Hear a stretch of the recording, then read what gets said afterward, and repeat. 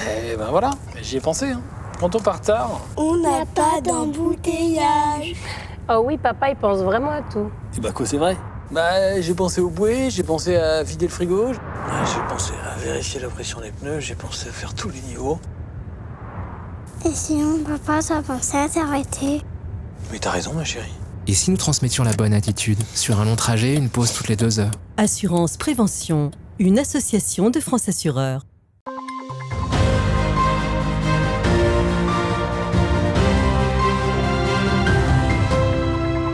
Cet été 2023 a été très particulier. Entre canicule et forte pluie, le mois de juillet a été compliqué pour les vacanciers et les animations estivales.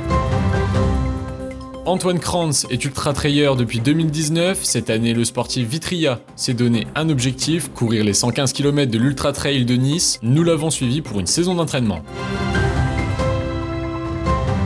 Après un printemps très sec et un début d'été sous la canicule, la fin du mois de juillet a connu de fortes pluies. Avec ce temps morose, plusieurs animations organisées dans le cadre de Saint-Dizier l'été ont dû être annulées.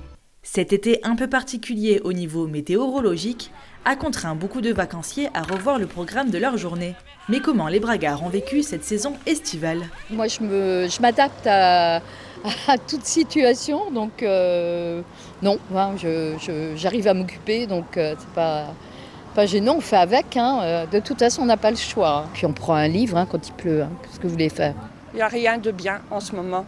On n'a pas trop le moral parce qu'il n'y a pas de soleil. Il manque le soleil, il revient. Je suis toujours dehors, même s'il pleut, même s'il neige. Je préfère le temps-là que la pluie. Simplement, quand on travaille et qu'il fait chaud, c'est tout, on se dit, pourvu qu'il y ait les vacances derrière. Mais là, depuis les vacances, on n'a eu qu'à partir d'hier, du beau temps. Et c'est vrai que quand on arrive qu'il pleut, on est triste. On n'a pas envie de faire les choses et puis on se dit, c'est pas possible. Le temps, il n'est vraiment pas pour nous. La rivière l'Ornelle, un affluent de la Marne, est concernée par une alerte pollution dans le secteur de Saint-Dizier. Selon les premières observations, aucune espèce de poisson n'a été retrouvée morte. La préfète de la Haute-Marne a pris un arrêté interdisant la pêche sur plusieurs zones spécifiques jusqu'au 14 août 2023. C'est une passion qui ne le quitte plus depuis 2019.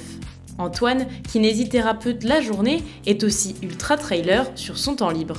Sa discipline, courir en pleine nature sur des sentiers, des pistes, hors des routes goudronnées.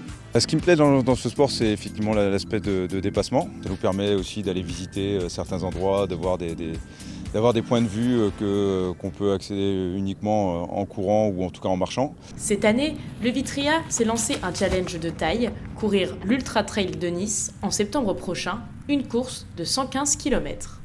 Pour s'y préparer au mieux, Antoine s'entraîne régulièrement, mais surveille aussi son alimentation. Du coup, petit déjeuner assez classique pour tous les sportifs, permet de faire la journée, mais également de faire les différents entraînements.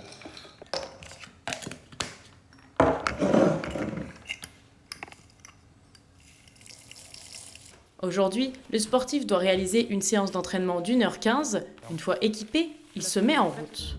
Pour pratiquer son sport, le sportif se rend à Couvreau, un spot de course apprécié par les trailers, notamment en raison du dénivelé. Les entraînements, c'est quasiment quotidien, voire bi-quotidien, même si les entraînements ne sont pas forcément très longs, avec évidemment pas mal de courses à pied, mais également des entraînements croisés comme le vélo, le renforcement, la musculation. C'est des volumes de 9 à 12 heures par semaine en général, qui sont répartis avec un entraînement régulier dans la semaine et puis souvent un petit peu plus le week-end. La Marne n'est pourtant pas le terrain de jeu idéal des ultra-trailers. Il n'y a en effet pas assez de dénivelé pour s'entraîner au Grand Trail français. Aujourd'hui, le sportif vitriâtre doit monter et descendre 16 fois cette côte pour obtenir le même dénivelé que sa course prévue à Nice. L'Ultra Trail de Nice se rapproche à grands pas. Antoine n'a plus que quelques semaines pour se préparer au mieux avant sa première course de plus de 100 km.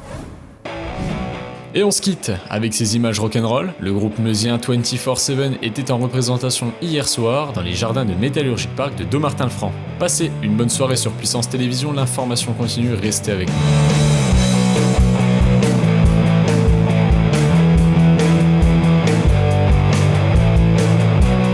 Retrouvez-nous sur le canal 373 de la TV d'Orange et sur le canal 953 des offres Freebox. Let's rock, let's roll, and shake your head up to your naked